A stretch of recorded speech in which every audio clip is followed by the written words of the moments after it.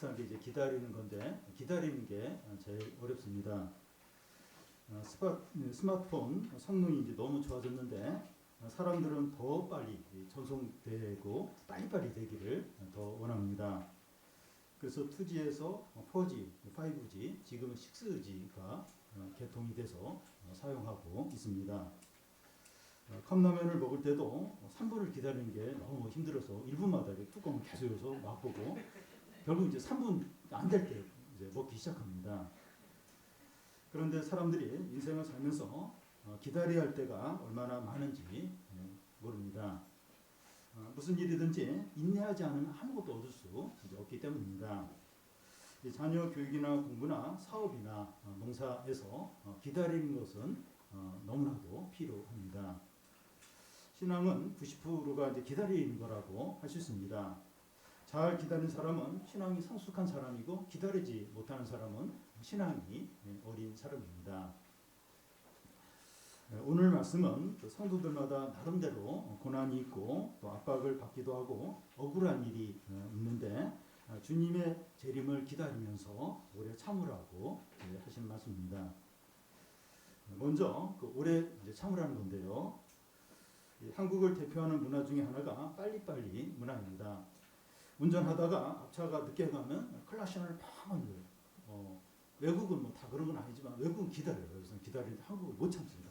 빵빵 클락션을 누르고 한국이 인터넷 보급률이 세계적으로 제일 높은 편인데 IT 강국이 될 수 있었던 것도 빨리빨리 하는 문화가 한몫을 했기 때문입니다. 그런데 IT 제품이나 이런 데서는 빨리빨리 문화가 도움이 될지 모르지만 진짜 중요한 것은 오래 기다림을 통해서 만들어진 거죠. 한국이 과학 분야에서 노벨상을 한 번도 타지 못했는데 그 이유가 기초 과학은 오랫동안 이렇게 기다리면서 연구를 해야 되는데 못 기다리는 겁니다. 그러니까 과학에서도 빨리빨리 하다 보니까 이렇게 뭐 스마트폰 이런 거 빨리 만드는데 노벨상 같은 이런 깊은 연구는 안 되는 겁니다. 그래서 이 소중한 것들은 다 시간이 많이 걸립니다. 7절을 보면 같이 한번 읽겠습니다. 그러므로 형제들아 주께서 강림하시기까지 길이 참으라. 보라 농부가 땅에서 나는 귀한 열매를 바라고 길이 참아 이른 비와 늦은 비를 기다리나니. 오래 참는 것에 대한 농부 예를 들고 있는데요. 이 팔레스타인은 1년에 2번 비가 옵니다. 파종 후인 10월에 이른 비가 내리고 또 추수하기 전인 3, 4월에 늦은 비가 내립니다. 한 농부가 씨를 뿌리고 있는데 땅이 너무 메마르는 거예요. 그렇지만 이른 비가 내릴 줄 알고 씨를 믿음으로 뿌립니다. 추수기가 다가올 때 늦은 비가 내릴 것을 믿고 기다릴 거죠. 농부는 풍년을 위해서 나름대로 열심히 일을 하지만 제일 중요한 게 비예요. 비가 내려야 됩니다. 근데 비가 내릴 줄 믿고 이 모든 것을 하고 있는 겁니다. 형제들아 주께서 강림하시기까지 길이 참으라. 성도들은 오래 참아야 한다는 겁니다. 믿는 자들에게 가장 귀한 것이 신앙 인격이고 변하는 것인데 이건 하늘에서 갑자기 떨어지는 것이 아니라 인내하고 기다리면서 만들어집니다. 신앙 인격은 인스턴트 10분처럼 빨리빨리 되지 않고 고난과 위기 가운데서 성도들이 인내하면서 신앙 인격과 성품이 신앙적인 성품이 만들어지는 거죠. 왜 나는 빨리 변하지 않을까? 왜 나는 신앙이 성숙하지 않을까? 현재의 고난을 잘 인내하고 참으면 신앙이 성숙해져요. 또 이렇게 변하게 됩니다. 고난이 크고 어려움이 많을수록 더 빨리 성숙해지고 더 신앙이 변할 수 있습니다. 그러니까 그걸 믿음으로 감당하면 고난이 많으면 많을수록 그 짧은 시간에 단기간에 확 성숙해지고 신앙도 더 좋아질 수 있습니다. 그러면 성도는 언제까지 오래 참아야 합니까? 주님이 강림하실 때까지입니다. 주님이 언제 강림하십니까? 이 8절 끝에 보면 주의 강림이 가깝다고 하고 또 9절 끝에 보면 심판주가 문 앞에 서 계시다고 합니다. 주님이 문 앞에 서 계시기 때문에 언제든지 들어오실 수 있는 거예요. 그런데 야고보가 이 말을 언제 했는가 하면 그러니까 이 말을 하고 나서 지금까지 얼마가 지났는가 하면 2000년이 지났습니다. 그러니까 주님이 문 앞에서 기다리시는데 문 열고 들어오는데 지금 2000년이 지금 더 걸리고 있는 겁니다. 사람들은 주님의 재림이 늦어지는 것을 보면서 주님의 재림을 불신하기도 합니다. 이 문제를 어떻게 이제 해결해야 합니까? 세 가지 부분으로 생각할 수 있습니다. 첫 번째는 우리의 시간과 하나님의 시간이 다르다는 거예요. 이런 신뢰를 C.S. 루이스의 나니아 연대기에 이제 날도 카스피안 왕자 작품에서 이제 볼 수 있는데요. 피터 수잔이 나니아 왕국에서 여러 날 지내고 현실로 돌아오면 현실에서는 시간이 그대로 있는 겁니다. 지하철 통로를 걷다가 나니아 왕국으로 들어가고 나니아 왕국에서 나오자 이 현실에서 그때 그 시간 지하 통로를 걷는 그거랑 바로 연결이 되는 겁니다. 우리의 시간과 이제 하나님의 시간이 다른 거예요. 너무나도 다릅니다. 이 두 번째는 사람들이 이제 구원을 받도록 시간을 충분히 주기 위해서 주의 재림이 늦어진다는 겁니다. 만일 주님의 재림이 5년 전이나 10년 전에 왔으면 우리 가운데 구원받지 못한 사람들이 있었을 겁니다. 하나님은 모든 사람들이 다 구원을 받도록 하기 위해서 늦게 오시는 거예요. 그래서 그 사람들이 예수님을 믿고 구원받는데 시간이 없어가지고 기회를 안 줘가지고 그런 얘기를 못하도록 충분히 시간을 주고 그래서 변명하지 못하도록 주님의 재림이 이렇게 늦게 이렇게 오는 겁니다. 이 세 번째는 주님의 오심이 지체되는 이유는 사람들의 믿음의 그 진면목이 그 진정한 모습이 드러나도록 하기 위해서라는 겁니다. 이 교인들이 처음에는 다 예수를 잘 믿는 것 같은데 시간이 지나면서 고난이 오고 유혹이 오면서 신앙을 버리는 사람들이 있습니다. 진정한 믿음을 가진 사람은 시간이 지나고 어려움이 오고 유혹이 와도 끝까지 변하지 않습니다. 물론 이제 중간에 왔다 갔다 하기는 하지만 시간이 지나도 안 변해요. 다시 회개하고 돌아오고 끝까지 그 믿음을 지켜야 됩니다. 주님은 지체될지라도 반드시 올 것이라고 말씀합니다. 신약 성경에 주님의 재림에 대한 말씀이 300번 이상 나옵니다. 성도에게 주님의 재림이 이제 사실이라는 게 너무나도 중요합니다. 주님이 재림하신다. 이게 사실이라는 것. 이게 너무나도 중요합니다. 수능을 앞둔 수험생과 그의 가족들이 항상 긴장하듯이 주님의 재림을 바라보는 성도들은 항상 긴장을 하게 됩니다. 주님이 문 앞에 계시기 때문에 오늘 밤이라도 오실 수 있고 내일이라도 오실 수 있다는 생각을 하면 긴장을 이제 하지 않을 수 없는 거죠. 이런 긴장이 없는 신자는 신자가 아닐 수 있습니다. 이런 긴장이 없다. 신자인지 확인해 봐야 돼요. 여러분 신자인데 이런 긴장이 없으면 어떻게 살겠습니까? 이런 긴장이 없으면 어떻게 좀 살아가겠습니까? 먹고 마시고 즐기고 재산을 쌓는 목적으로 살게 됩니다. 그게 이제 전부인 거예요. 그걸로 그냥 기쁨을 쌓고 하루하루 그냥 살게 이제 되죠. 그런데 주님의 재림을 바라보며 긴장 가운데 살게 되면 기도를 더 하게 돼요. 말씀을 더 가까이 하게 되고 죄도 덜 짓고 어려운 가운데서 인내를 이제 하게 됩니다. 그러면 우리는 어떻게 오래 참을 수 있습니까? 오래 이렇게 참아야 되는데 어떻게 하면 됩니까? 8절 중간에 보면 마음을 굳건하게 하는 걸 통해서입니다. 여러분 오래 참을 수 있느냐 쉽게 포기하느냐 하는 것은 상황에 달린 것이 아니라 마음을 어떻게 먹느냐 하는 것에 달려 있습니다. 진리와 옳은 것에 대해서 강철 같은 의지를 가져야 됩니다. 그 예능 프로에 강철 부대에 출연한 남자들이 엄청난 힘든 걸 다 통과를 해요. 통과를 강철 같은 의지로 그걸 다 이제 통과를 합니다. 그와 같이 강철 같은 마음으로 오래 이제 참을 수 있는 겁니다. 두 마음을 품지 않는 거예요. 약한 마음을 품지 않는 겁니다. 신앙은 마음을 얼마나 강하고 담대하게 먹고 인내하느냐 하는 것에 달려 있습니다. 그러니까 상황이 아니에요. 어려움은 사실 둘째 문제. 마음을 어떻게 얼마나 강하게 먹느냐 거기에 이제 달려 있습니다. 마음에서 이기면 외적인 어려움은 얼마든지 감당을 할 수가 있어요. 마음에서 이 마음의 싸움에서 아주 확신과 의지를 가지고 마음을 잘 지키면 상황이 아무리 어려워도 다 감당을 다 이길 수 있습니다. 다음은 오래 참는 것의 모본입니다. 스포츠 분야에서 중국이 한국을 불하는 것 중에 하나가 축구 중에서 우리는 왜 손흥민 같은 선수가 없을까? 중국에서 제일 잘하는 선수가 우레이라는 선수인데 중국 사람들 우레이하고 손흥민이라고 비교한대. 비교가 아니에요. 그러니까 이 손흥민 선수가 있으니까 손흥민 키즈라고 해서 그 어린이들이 나도 이제 손흥민 같은 축구 선수가 되겠다 그런 꿈을 가지고 있습니다. 그러니까 초등학교 때는 애들 꿈이 뭐냐고 남자애들 다 축구 선수. 물론 중학교 때는 바뀌지만 손흥민, 이강인 같은 선수가 되겠다 그런 이제 꿈을 갖습니다. 신앙 생활에서도 이 본을 보는 게 참 중요합니다.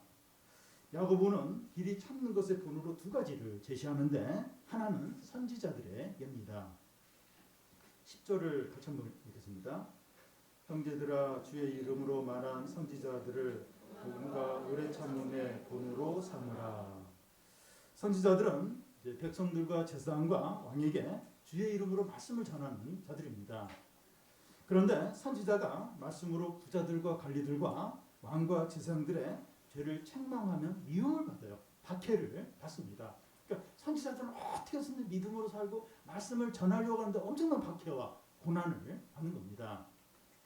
예레미야 선지자 같은 경우에는 감옥에 갇히고 두들겨 맞고 또 앞으로 하나님의 말씀을 전한 죽을 거다 그런 위협을 수없이 받았습니다. 스가랴는 성전 제단에서 죽임을 당했고 엘리야는 왕비 이세벨이 죽이려고 해서 도망을 쳐야 했고 미가야도 하나님의 말씀을 전한다고 감옥에 갇혀서 고생의 떡과 고생의 물을 마셔야 했습니다. 선지자가 하나님의 말씀을 전하지 않고 물질적인 축복만 이야기하면 고난을 받지 않아요. 굉장히 대우를 받습니다. 그런데 선지자가 바른 말씀을 전하면 고난이 항상 따라오는 거예요. 항상. 바른 말씀을 전하면 이 고난이 따라오는 거예요. 그러니까 예수님이 바른 말씀을 전하면서 사람들의 죄를 이렇게 드러내니까 너무 미워하는 거예요. 사람들이 예수님 죽였죠. 그래서 그 목사도 이제 바른 말씀을 전해서 막 이렇게 교인들의 어떤 이렇게 허물을 드러내고 회개하도록 하면 존경은 하겠지만 이렇게 싫어하고 미움을 받을 수 있는 겁니다. 그러나 선지자들은 이런 고난을 당하면서도 참았어요. 아니 선지자 못하겠다고 이렇게 물론 그런 선지자도 조금 있었겠지만 다 이런 걸 받으면서 오래 참았습니다. 앞에서 농부가 귀한 열매를 얻기 위해서 오래 참았듯이 성도가 이제 오래 참는 이제 그게 필요한데 이 믿음으로 사는 대로 어려움을 당할 때 참는 이것은 더더욱 이제 힘든 일입니다. 아니 누구보다도 믿음으로 살고 말씀대로 살고 이러면 복을 받아야 되는데 더 고난을 받는 거 이걸 참는 건 진짜 이제 힘든 일인 겁니다. 이 기독교인에 대해서 혐오감을 갖는 직장이나 또 적대적인 가족 안에서 신앙만 타협하면 편해질 수 있어요. 그런데 신앙 때문에 계속 고난을 당하는 건 참 어려운 겁니다. 그러니까 이렇게 믿음 적당히 타협하면 가족 관계, 친구 관계, 직장에서도 잘 지낼 수 있어요. 인정받을 수 있어요. 그런데 신앙 때문에 뭐 결정적일 때 딱 이제 부딪히는 거예요. 그러면서 계속 긴장해야 되고 이게 굉장히 힘들어요. 이걸 견뎌내니까 쉽지 않습니다. 그런데 선지자가 다 그런 대우를 이제 받았지만 오래 참았다는 겁니다. 우리도 선지자의 본을 받아서 오래 참자는 거예요. 믿음으로 살고 잘못한 게 없어도 이렇게 막 오해받고 미움받고 이걸 잘 참자는 거예요. 그러면 선지자의 상을 받는다는 겁니다. 이 길이 참는 것의 또 하나의 모본은 욥의 경우입니다. 11절을 같이 한번 읽겠습니다.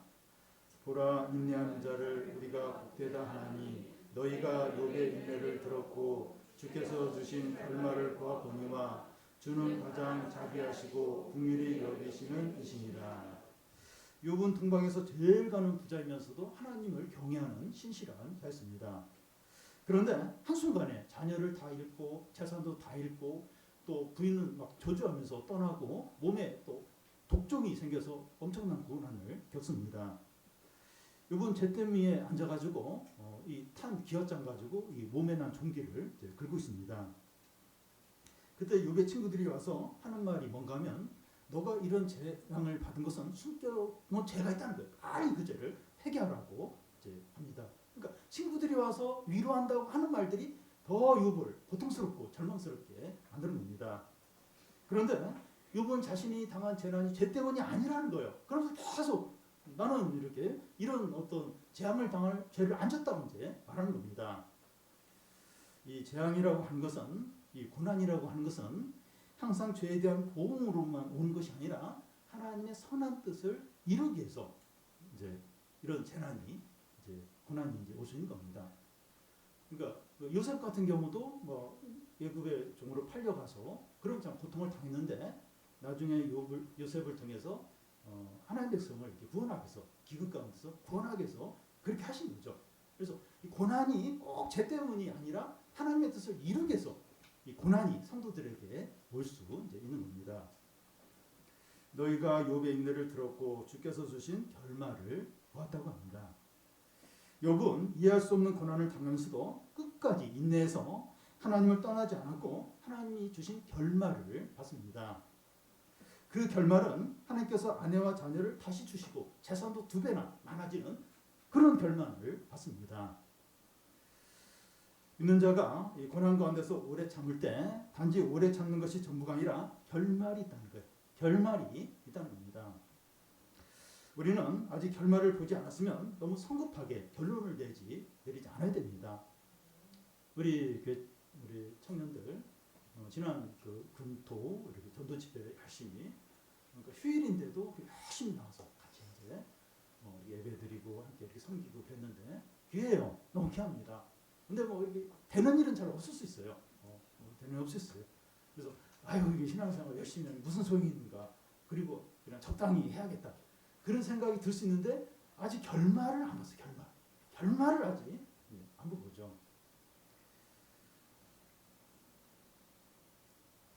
이 프로야구 감독들이 하는 말이 경기는 끝나기 전에 끝난 것이 아니다 이런 말을 이제 합니다.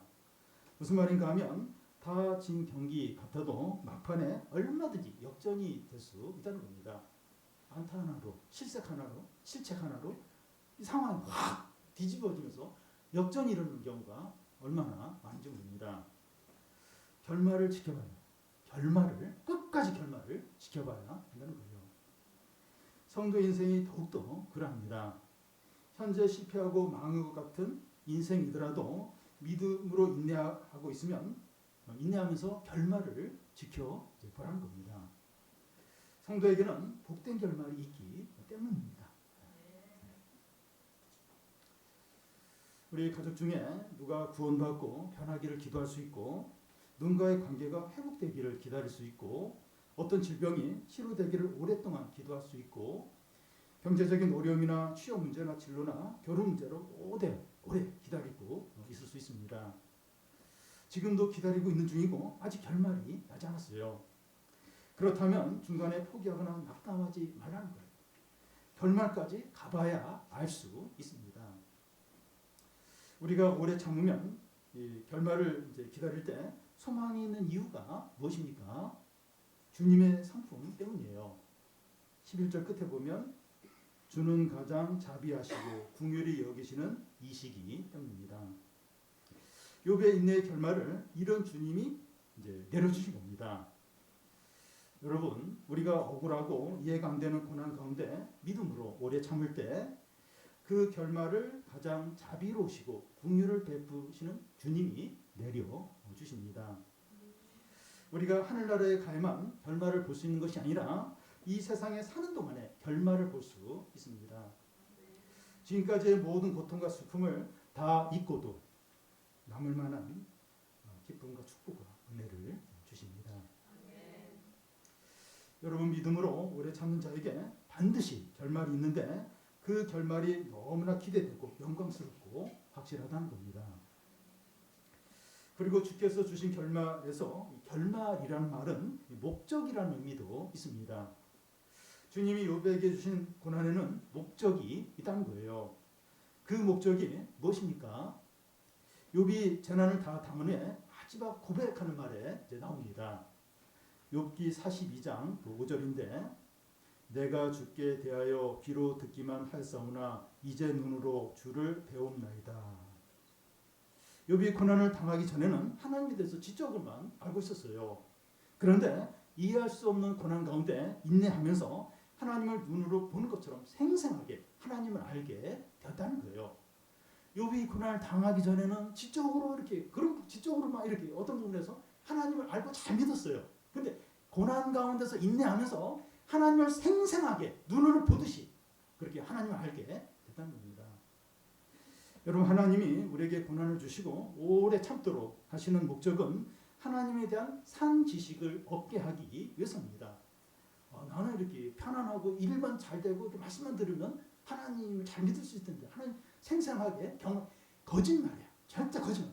절대로 그렇게 편안하고 모든 게 잘 되고 그런 가운데 이 말씀만 듣고 하나님을 생생하게 거짓말. 그렇게 될 수가 없어요. 고난 가운데서 이해되지 않은 고난 가운데서 그때 부르짖으면서 신앙을 버릴까 하나님 떠날까 그러면서 그 말씀을 붙들고 기도하면서 생생하게 하나님 살아 계시는구나. 내 기도를 들어주시는구나. 진짜 은혜를 베풀어 주는 생생하게 그때 하나님에 대한 산지식을 얻게 되죠. 그래서 고난에는 결말이 그게 이제 목적이 있다는 거예요. 성도의 고난은 분명한 목적이 있다. 다른 것이 아니라 하나님을 생생하게 하나님에 대한 살아있는 지식을 갖도록 하기 위해서입니다. 이건 돈으로 뭐 하고도 바꿀 수 없어요. 고난을 통해서 인내하면서 그러면서 이 하나님에 대한 산 지식을 얻게 되는 거죠. 우리가 어려운 가운데서 인내하면서 하나님을 알아가고 살아계신 하나님을 경험하고 성령을 강하게 체험하는 것이 가장 큰 복입니다. 성도에게 고난이 확실한 유익이 돼요. 성도에게 고난이 확실한 유익이 됩니다. 믿음이 없으면 그냥 생고생이에요. 근데 믿음으로 그 고난을 받아 확실하게 유익이 너무나 큰 복이 됩니다. 11절 앞에 보라 인내하는 자를 우리가 복되다 한다고 하는데 하나님을 더 풍성하게 누리는 것이 가장 큰 복입니다. 그래서 중요한 것은 우리가 어떤 고난과 어려움과 힘든 상황 가운데 있든지 오래 참는 겁니다. 참지 않으면 결말도 보지 못하고 고난의 목적도 이루어지지 않기 때문입니다. 우리가 다른 사람과 비교하지 않고 내게 주신 어려운 상황 가운데서 오래 참고 인내할 때 하나님을 더 생생하게 깨닫게 되고 축복된 결말을 보게 됩니다. 이것을 믿으시기 바래요. 자꾸 비교. 청년들도 비교하고 또 장년들도 이렇게 비교하고 모든 걸 비교하면서 자꾸 마음이 무너지는 불평이 나는 거예요. 왜 하나님은 나에게 왜 이렇게 하실까? 비교할 필요가 전혀 없습니다. 우리에게 이 믿음이 없으면 우리는 너무나 비참하고 불쌍한 자들이 됩니다. 마지막으로 오래 참는 자에게 주어지는 복을 잃지 않기 위해서 항상 명심해야 할 겁니다. 이 구절을 보면 같이 한번 읽겠습니다. 형제들아 서로 원망하지 말라. 그리하여 심판을 면하리라.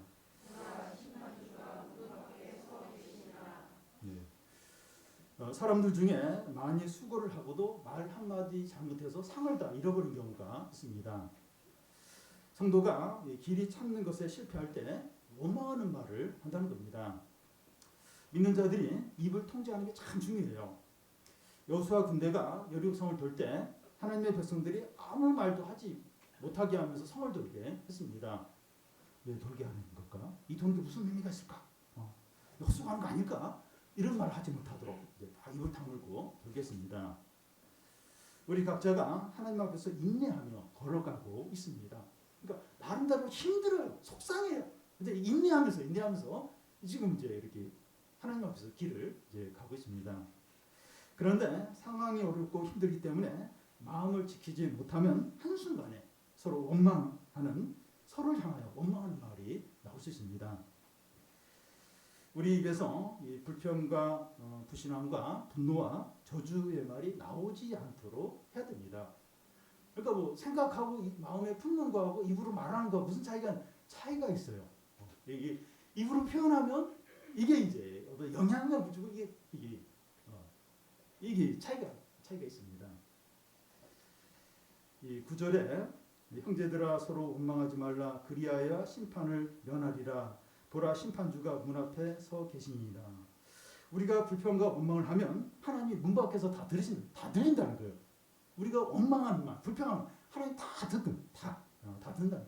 그러니까 혼자 막 그렇게 할 수도 있어요. 혼자 막 하나님 다 아무도 안 듣지만 하나님은 다 듣고 계신다는 거예요. 우리가 믿음의 길을 가면서 불평과 원망과 저주를 하면서 가면 고생은 고생대로 하고 상이 없어요. 그렇잖아요. 사람들 중에서 많이 봉사하고 수고하고 말 한마디 잘못해가지고 싹 상을 잃어버리는 경우가 있는데 우리가 믿음의 길을 가고 많이 인내하러 하면서 가다가 불평과 해버리면 그냥 고생만 하는 게 돼요. 아무 상이 없게 이제 되는 겁니다. 오히려 하나님의 심판을 당한다는 거예요. 그 불평한 것 때문에 심판을 당한다는 겁니다. 불평이 나오려고 하면 어떻게 되니까? 기도.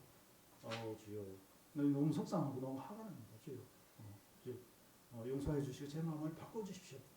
이것 때문에 힘듭니다. 주여, 은혜를 베풀어 주십시오. 기도. 불평이 나올 때 바로 기도를 하는 거죠. 그런 여러분, 주님은 반드시 오십니다. 주님이 다시 오실 때까지 오래 참읍시다. 오래 참읍시다. 우리가 죽는 순간까지 원망과 불평하지 말고 참읍시다. 우리의 인내의 결말을 가장 자비하고 긍휼을 베푸시는 주님이 결말을 내려주세요. 사람이 해준 게 아니에요. 주님이 은혜와 긍휼이 풍성하신, 인애가 풍성하신 하나님이 우리 인생에 대한 결말을, 믿음에 대한 결말을 내려주십니다. 우리는 여러 가지 어려움과 유혹에 대해서 인내함으로 우리의 마음이, 우리의 믿음이 참되다는 것을 증거하시기 바랍니다. 하나님께서 우리에게 여러 고난을 허락하신 이유는 하나님의 선하신 목적이 있기 때문입니다. 우리 모두가 자비와 은혜가 풍성하신 하나님을 의지해서 모든 상황 가운데서 인내함으로 하나님의 모든 축복과 은혜와 선물을 누리시기를 바랍니다. 아멘.